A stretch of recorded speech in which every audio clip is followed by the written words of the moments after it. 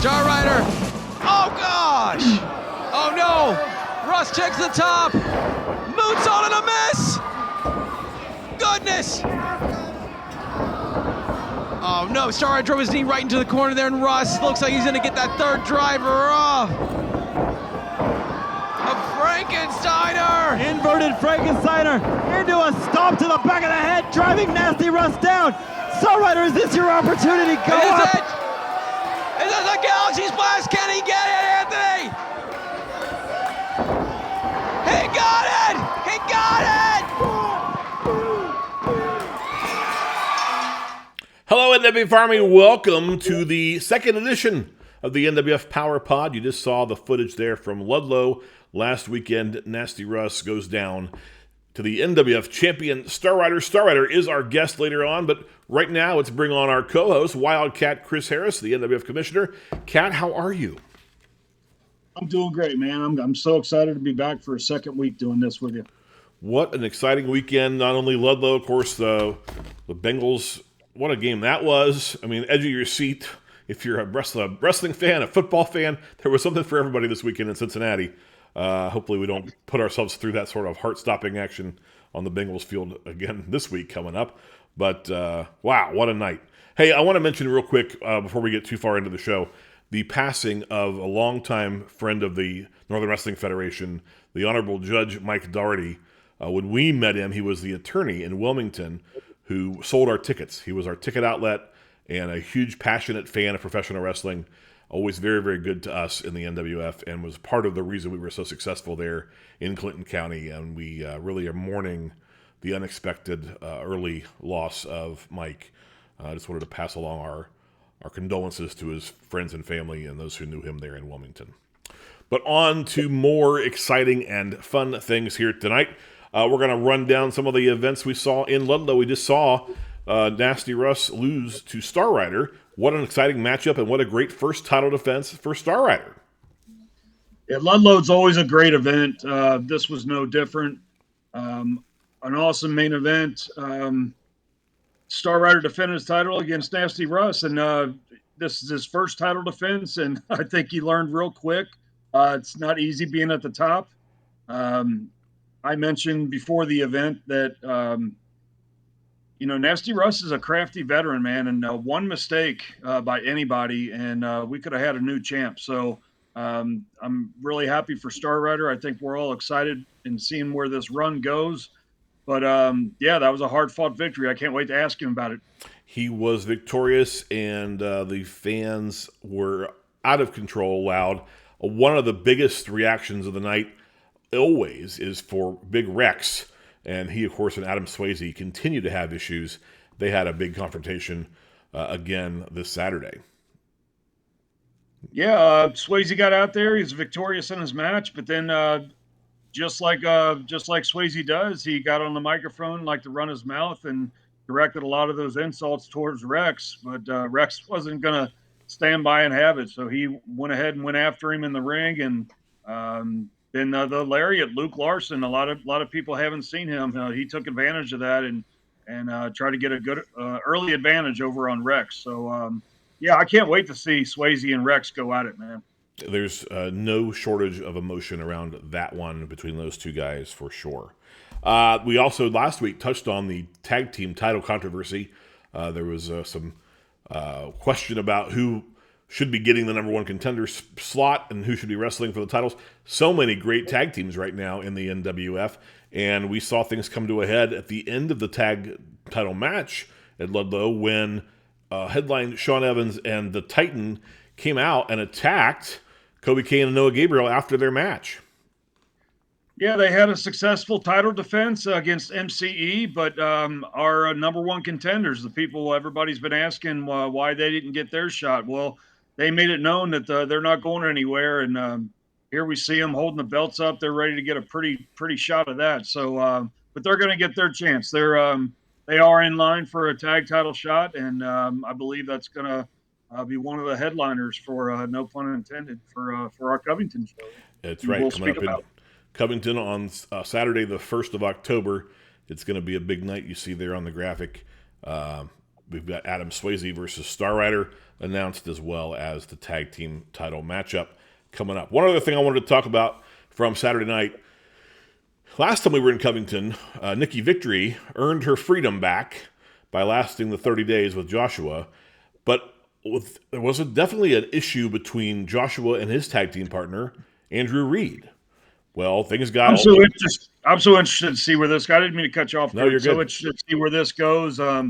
Yeah, I mean, the direction that Andrew Reed has taken, the fans have really taken to him, man. And Joshua just continues with his antics. He was let's even use the word abusive towards women and just verbally. And Andrew Reed, I think he took as much as he could. He stood back and let the whole series of events, the 90 days, take place between Nikki Victory and Joshua. Now that that's over, I think Joshua just he crossed the line, and Andrew wasn't going to stand for it. So I can't wait to see these two lock up. This has been a long time coming. Well, and looks like Andrew Reed, he interjected himself into Joshua's match in Ludlow to make sure things stayed fair. I think he's just kind of tired of his cheating, nasty ways. So good for them. We'll see. That's going to be an exciting program between the two of them to keep an eye on as well. Oh, gosh, that was a great show in Ludlow. The crowd was out of control. The volume, couldn't hear yourself think. Yeah, it always is there. We love. I love it, and I hear it from the guys. They love performing there. So, yeah, we love our events in Ludlow, and the crowd is just they're on fire. One of the things that we want to do with this podcast is try to find interesting ways to maybe get to know some of the NWF superstars a little better. And so this is a segment that we're going to call Rapid Fire. We just ask a few of the wrestlers a question. This week the question was, and I want to actually ask you before we show the clip, if you could wrestle any wrestler from any era on the national scene or anywhere really, who would you want to have a match with? Do you have an answer to that question before I show the answer from the superstars? I have if I'm allowed, I'd like a little two-parter to that. Yeah. Growing up, one of my idols was Bret Hart, so I would love to have been able to get in the ring with him. It kind of makes me wonder, because he was such a good character, whether it's a babyface or a heel. I try to see what position I would be put in to get the best match out of him. Yeah. So, but yeah, I'd love to be able to get in with him, but also. So bring up that was actually possible that I didn't was I've been in the ring with Kurt Angle before, but I'd never had a one-on-one match with him, and I would have loved to have been able to build towards something like that, because I really feel like that would have been a true test for me. And when I was in my prime, I really felt like I could have hung with him. So yeah, there's my answers, man. Those are good answers. I love them. Dream matches. Yeah, I would have paid money to see either one of those two. You, of course, got to have matches with some really famous stars, and you were a famous star yourself. So, good answers. But let's see what some of the NWF superstars had to say in what we call Rapid Fire.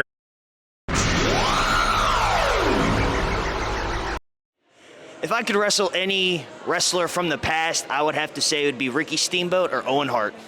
Bret Hart. The Ravishing Rick Rude. 90s Eddie Guerrero. I'd have to go with one of my favorites, Bobby Eaton. I would have to choose Psycho Sam Cody. Ric Flair. Give us Buzz Sawyer and Bruiser Brody. Oh, I love it. Wrestle any wrestler of any era, that would be Sherry Martel. I'm going to say Awesome Kong. Dwayne Johnson. Kurt Hennig. Wow, that's a great question. The Macho Man Randy Savage. Macho Man Randy Savage. Fabulous Moolah. Shawn Michaels. Harley Race. Vicky Guerrero. Stan Hansen. Oh, simple. I want Star Rider. I want Star Rider right now. I want a second title that I can hang up above the ring every time I come, because I can beat the NWF Champion Star Rider. Well, so that was of course, James Cross, if you're listening to it on the audio version, calling out Star Rider. He's standing by. Let's bring him into the mix here. Star Rider, hello. How are you?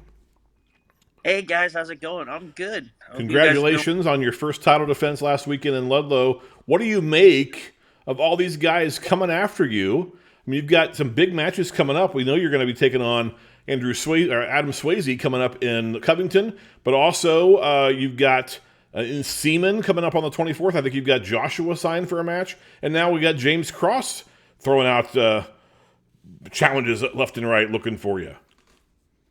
Hey, I'm excited for all the guys who want to step up. You know, it's hard to get to the top, and it's even harder to stay on top. So, Adam, Joshua, James, if he wants to go again, I welcome him. So, bring it on. All the challenges. Let's go. I think the fans would love to know a little bit about sort of how it feels. This is your first NWF championship, and you won that in Covington, of course, our biggest show of the year. What's it feel like to win and become the Northern Wrestling Federation champion? It was a very surreal moment for me. It was a moment 6 years in the making. I've been so close so many different times. And in a weird way, I'm glad it took as long as it did because it made all the hard work and motivated me a lot more to stay hungry and to finally get that and to beat Adam and Rex at FanFest, our biggest event of the year in the main event. It was a surreal feeling. Words don't describe it. We talk about Adam, you talk about Joshua, you talk about Rex, James Cross, Nasty Russ. I mean, there's so many different kinds of people. Who do you think is your biggest threat, the biggest threat to your title right now?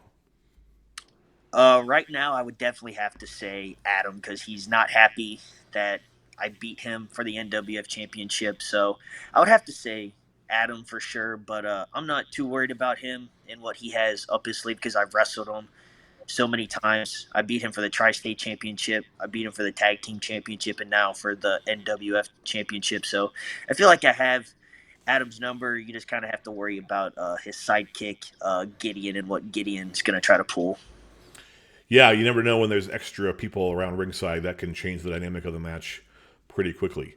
Wildcat, you got any? He must really not like you, man. You taking all his titles from him. I mean, we know how he's reacting just with one title. So you must be really high on his list as far as wanting to take you out. Man. Enemy number one, I'm sure. Yeah, I wonder what it's like to prepare for somebody like Joshua versus somebody like Adam Swayze.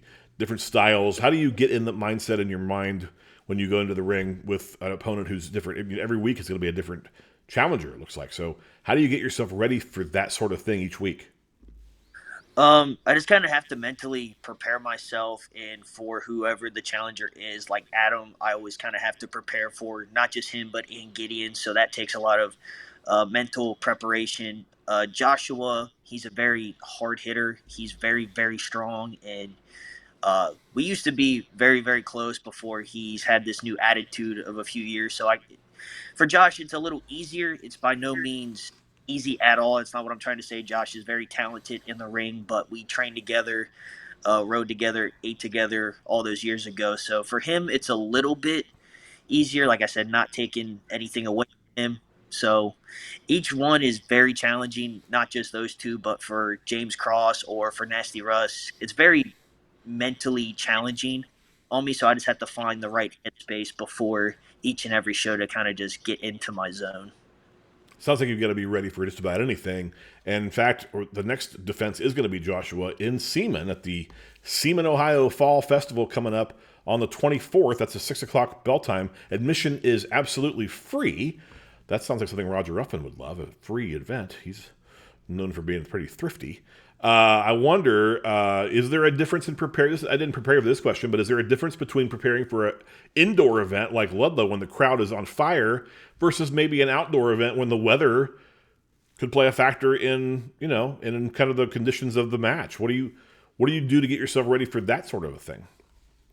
Outdoor events are a little bit different because you don't know what the weather's going to be till the day of, especially, in this kind of area. It could be 95 degrees or it could be 65 degrees with, feeling very comfortable outside or very, very hot and humid. So the day of, if it's very hot, obviously a lot of water, Gatorade, Powerade, whatever. And if it's not as cold, you don't have to worry about so much as in the ring because if we're outside, I obviously have the mask, so that takes away a little bit of my breathing. So I'm always a fan of indoor events, or if we are outside, if it's a little on the cooler side. Sure. Kat, you wrestled in all kinds of conditions. Did you have a preference? Would you rather be inside or out when you were competing? My preference would probably be inside. I just like that kind of atmosphere. But with me, I tried not to think too much about the outside environment because I was just focused on my opponent. No matter what, whether it's weather or inside, outside, you still have to concentrate on that opponent. And I think Star Rider, this is something you're going to figure out real quick. But this isn't just any of your opponents. This is not just another match for them. They're going to bring everything they can to you because in their mind, this is a chance to be NWF champion. So they are bringing everything after the champ. And that means that you have to be ready to go every single match you go out there. I mean, they are gunning for you hard. So you need to put your A game out every single time. There's no there's no easy coasting through a title reign, man. They're all coming after you, and you have a variety of opponents coming at you in the coming weeks. We talked about it last week. You take a lot of risks in there. It's your style is to be hard hitting and high flying, and I do wonder, your opponents are going to look for you to make a mistake when you do that kind of car crash style offense. You don't put yourself out there a little bit. Do you worry about somebody taking advantage of opportunity in those kinds of situations, or what's your philosophy about why do you go so hard, so extreme with some of your style? It's kind of the style that I kind of grew up kind of watching, the Attitude Era and the great TLC matches with Edge and Dudley's and the Hardys. So I kind of fell in love with that style. So I kind of adopted that. Jeff Hardy is my favorite wrestler of all time. So I did kind of take that risk-taking thing from him. And so far, I think it's paid off. It has bit me in the butt, a few times. And now that I'm champ, I might have to tone that back a little bit. But like I said, I think it's paid off right now. But I might have to, like I said, I'll have to tone that back just a little bit, I guess. Well, when you're not the biggest dog in the fight, sometimes you got to take advantage and do what you got to do to win. And it's obviously paid off. You got the gold, right? I mean, you have proven your success there with that. So, Wildcat, you were, if we look at Wildcat Chris Harris highlights, there's going to be stuff of you jumping off the top of cages with leg drops and all kinds of high-flying stuff as well. And you're a bigger guy than Star Rider. So did you worry when you were out there flying around the ring with your high-octane offense? Did you ever worry about getting hurt? What was the thought back in the day when you were doing that stuff?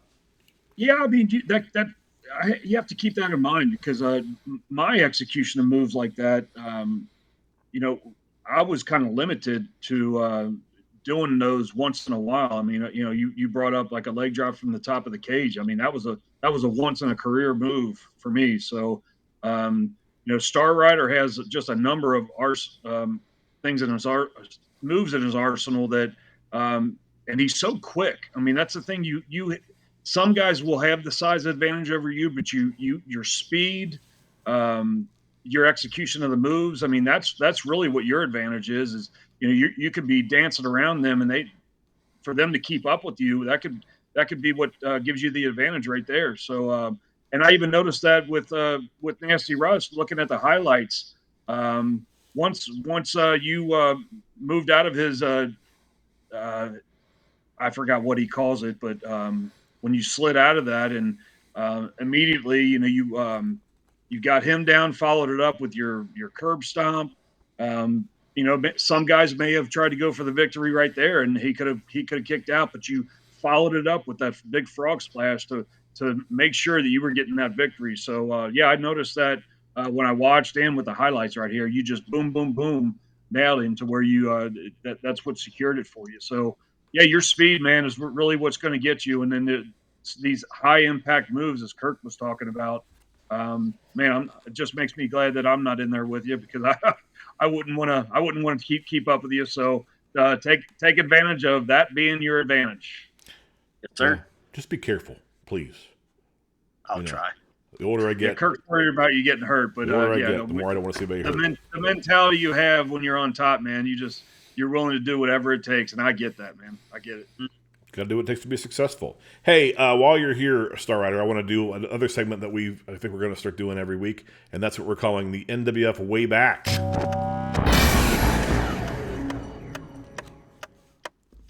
So we pulled up some results from years ago last week, and I found some more, and this is an interesting card. This one is from Peel's Palace again, this time from April the 14th, 1995. Here's who we saw on that event. This is probably one of the very first wrestling events at Peel's Palace with the Northern Wrestling Federation. Smoky Mountain Wrestling had been part of that, and I think you'll notice some crossover here. But the results. The Rock and Roll Cowboy with Miss Desiree defeated Shane Andrews by countout. Now, Shane Andrews, if I'm not mistaken, was a tag partner of yours a couple times at least. Wildcat, does that ring a bell to you? Do you remember Shane Andrews? Name rings a bell. I don't remember tagging with him, though. We'll get some other results in the future weeks that I think you're going to find you guys were a tag team at some point. A singles match. This was interesting. A guy named Mike MacGyver, accompanied to the ring by D'Lo Brown and New Jack, defeated the Freedom Fighter. Here's a name I know, the Tower of Doom, who was accompanied by somebody named Fantasy. I assume that was his valet, female valet probably. Okay. He defeated somebody named the Star Rider. Now, I know you travel on the Stars, but this was 26 years ago, probably before you were born. So how does that happen, Star Rider? I don't know. You said that was 1995, I believe? Yeah. I wasn't born until 1997. How old do you feel right now? A father or grandfather, maybe? Yeah, maybe. Grandpa Rider? I don't know. Well, I think this version we've got here is probably have more success, given that one lost to the Tower of Doom. And I'd actually love to see you versus Tower of Doom in his heyday. That would be a very wild, extreme, dangerous matchup, I think. Wow. Can you imagine that, Wildcat?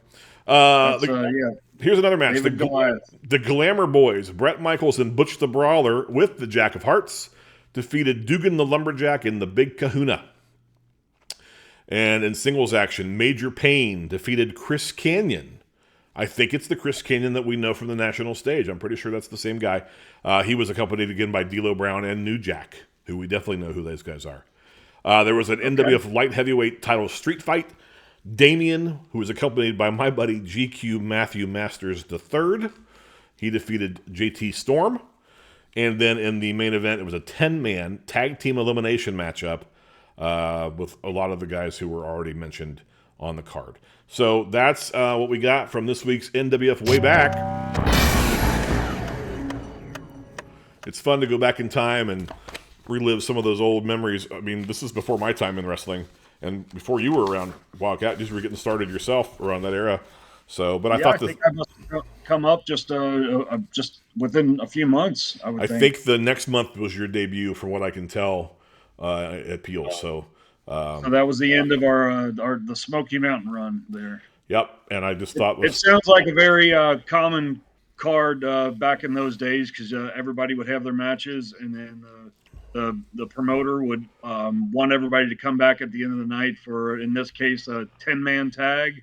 A lot of times it's very common for a battle royal to happen, things like that. So yeah, I mean, many times have we all been part of that, where you work your match and they ask you, oh, well, you're going to work twice. It's part of that thriftiness there, I think we mentioned before, of the promoter.